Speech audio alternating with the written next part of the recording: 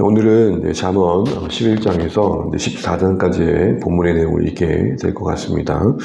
우리가 계속 잠언을 보고 있는데요. 어제도 살펴봤던 것처럼 지혜라는 것은 어떤 상황을 대처해가는 어떤 처세, 또 이익을 극대화하기 위한 요령, 그런 측면이라기보다는 잠언이 말하고 있는 지혜는 하나님 앞에서 그 한 존재가 어떠하냐의 가치가 있다라는 거였습니다. 존재의 그 열매가 지혜라는 거죠. 그리고 그때 그 존재라는 것은 하나님 앞에서 그가 얼마나 합당한 자가 되길 원하는가, 경건한 자가 되길 원하는가라는 그 어떤 존재의 고민 속에서 열매 맺어 간다는 것입니다. 그런 측면에서 보면 좀 더 구체적으로 지혜라는 것은 자신의 그 내면의 성장을 간과하지 않는 것이고, 그 열매라는 것은 이웃을 유익해 하는 것으로 확인된다는 겁니다.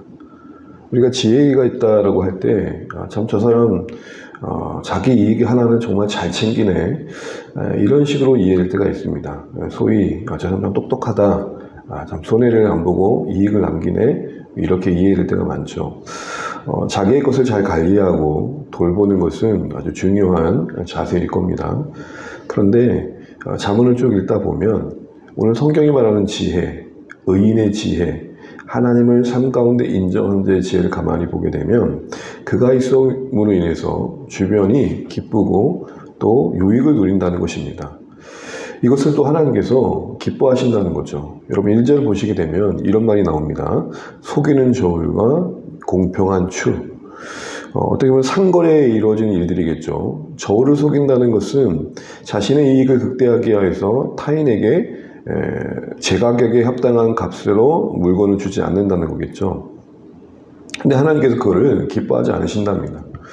내 이익 챙기겠다고 다른 사람에게 손해를 끼치는 것을 정당화하고 그것을 극대화하는 쪽으로 이렇게 머리를 사용하는 것, 행동하는 것, 그런 것들이 하나님 뼈습된 지혜가 아니라는 것입니다.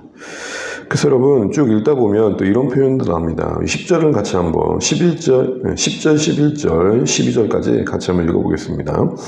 의인이 행통하면 성읍이 즐거워하고 악인이 평안하면 기뻐 외치느니라. 성읍은 정직한 자의 축복으로 인하여 징흥하고 악한 자의 입으로 말미암아 무너지느니라. 지혜 없는 자는 그의 이웃을 멸시하나 명철한 자는 잠잠하느니라. 아멘.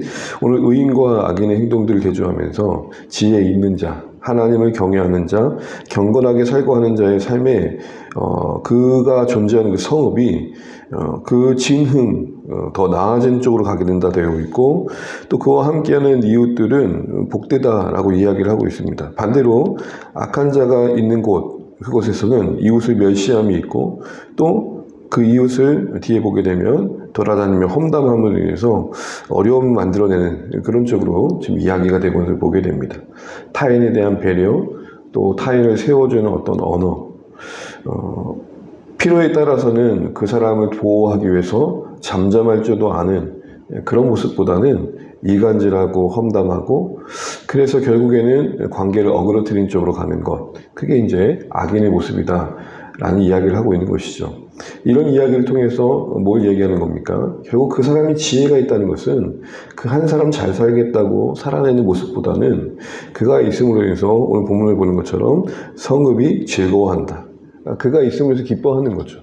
그럼 내가 여러분 제가 지혜가 있다, 우리가 각자가 지혜가 있는 자다 라고 할 때 그 다른 말은 사랑이 있는 자다 라고 하는 것입니다. 그 지혜의 공동체성, 우리 보통 어렸을 때부터 우리 아이를 기도할 때 이런 기도를 많이 하죠. 여호수아처럼 담대하게 하시고 다니엘처럼 지혜롭게 하시고. 그런 기도가 다 잘못된 건 아닌데, 그랬을 때 우리가 생각하는 것 중에 하나는 뭐냐면 이 한 아이가 잘 되면 좋겠습니다 에 머물 때가 좀 있다는 것입니다.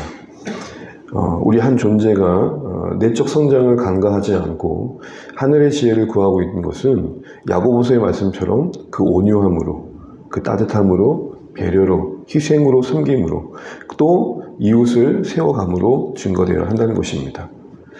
나를 간과하지 않는 것입니다. 그러나 그것이 나에게만 머무는 것이 아닙니다. 그래서 누가, 제가 오래전에 한번 얘기 들었던 것 같은데, 진짜 나쁜 사람이 누구냐, 우리가 보통 나쁜 사람 그러잖아요. 나쁜 사람은 누가 그렇게 말하더라고요. 나뿐인 사람. 죄송합니다. 아침부터 이상한 나뿐인 사람. 오직 나뿐인 사람. 근데 지혜는 뭐예요? 나를 넘어 하나님께서 돌보신 이웃의 손길이 되는 겁니다. 어제 우리가 수단이란 말을 썼잖아요.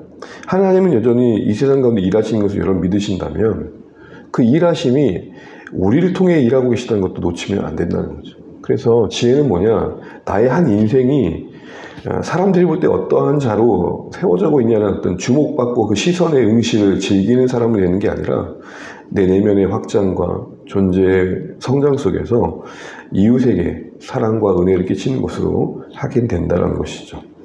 말씀을 정리하겠습니다. 사랑하는 주원의 가족 여러분, 잠언을 쭉 읽다 보면은 그 한두 구절의 대조 속에서 참 생각이 많아집니다. 짧은데 오래 머물 수밖에 없을 만큼 임팩트가 있습니다. 다시 자신을 돌아보는 거울이 되는 거죠. 존재의 점검이 되는 겁니다. 근데 그것이 어떻게 다시 구체적으로 질문되어 있냐 할 때 두 가지입니다. 나는 지혜를 추구한다고 할 때, 하늘의 지혜를 추구한다고 할 때 두 가지 점검은 나의 내면의 세계는 어제보다 오늘 좀 더 확장되고 있는가. 지혜라는 게 어떤 겉으로 드러나는 어떤 가치, 성취와 성과와 성공에 우리가 가치를 두고 있지 않다라는 것이죠. 더 나아가서 그런 나의 내면의 어떤 성품과 존재의 성장이 이웃에게 기쁨과 또 그들을 세워줌으로 또 열매 맺음으로 확인되고 있는지를 다시 한번 돌아볼 필요가 있다는 겁니다. 상업을 하는 사람이든 뭐 학자이든 또 삶의 곳곳에서 일하는 그 나의 모든 삶의 자리 속에 내가 하는 일들이 그렇게 확인되어야 한다는 것이죠. 오늘 한 사회학자는 아무리 내성적인 사람이라도 소위 우리가 MBTI I라도 극I라도 평생 10,000명 정도의 사람에게는 영향을 끼칠 수 있는 관계가 만들어진다고 합니다. 오늘 하루도 우리는 누군가를 만날 것이고 또 늘 봤던 그 누군가와 함께 할 것입니다. 내가 지혜가 있다는 것은 저 사람 어떻게 하면 이겨먹지? 사실 이런 측면보다는 내 내면이 하나님 앞에서 얼마나 더 아름다워져 가고 있는가. 그래서 더 내가 더 자라가고 있는가라는 것이죠.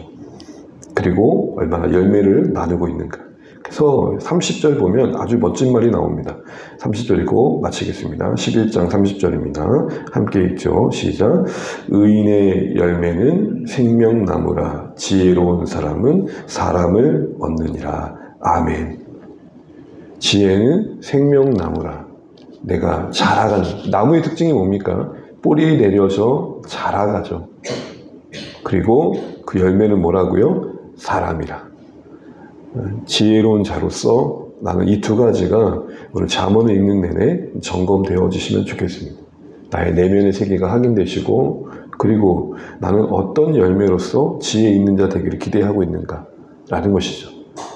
성공의 경영의 법칙에 득도해서 뭔가 그런 측면으로서 지혜만 확인되고 있지 않는지 다시 한번 우리를 돌아보면서 하나님 기뻐하신 사람은 나뿐인 사람이 아니라 하나님께서 원하시는 곳에서 하나님이 원하시는 사람이 돼서 하나님이 원하시는 일을 하는 자로 세워져 가는 것들이 있지 않고 오늘도 우리의 내면의 존재의 완성과 그래서 열매 맺혀지는 그 열매 나를 통해 성공하는 사람들이 많아지는 것 이런 기대 속에서 오늘 주신 말씀을 묵상해 가시는 귀한 하루하루 되시길 바랍니다. 기도하겠습니다.